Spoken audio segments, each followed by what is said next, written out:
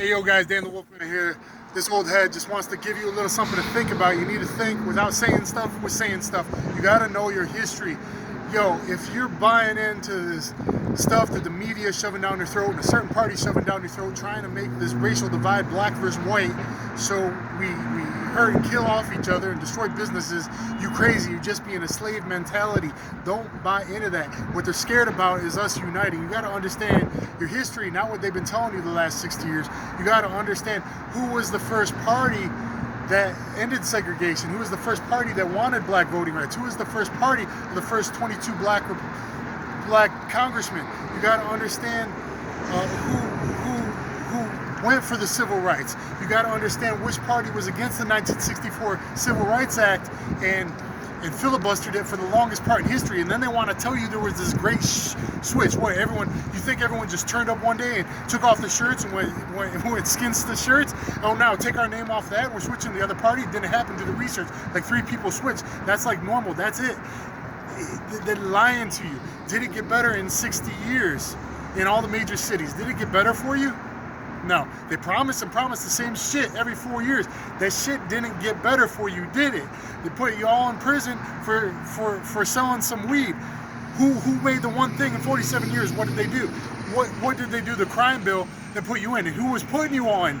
Do your research. You gotta do your research. Who was putting you in, keeping free men that they knew, keeping the DNA evidence out and keeping people in prison. And who funds them? A literal old-ass Nazi. I can't say the name on this platform, but a literal old-ass Nazi. Who is the fundraiser for that party that you think you should support because it's got a catchy name?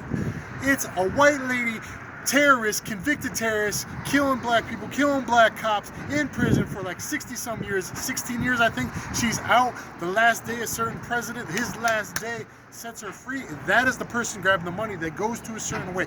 You need to think and know your history. So, also guys, about the 52, people were throwing hands in the 70s, early 80s. They had some balls they were willing to throw on the streets. Better yet, old head's telling you, say, hey, let's go over the grass so you ain't paying someone's bills and going down for manslaughter when he cracks his head on the cement. Try to settle things that way. 82 to 85, everyone started carrying their heaters, man, and it started. Nobody has the balls to throw hands anymore, and they started just shooting them for a reason. So they're working for the cartels. El Chapo gets in.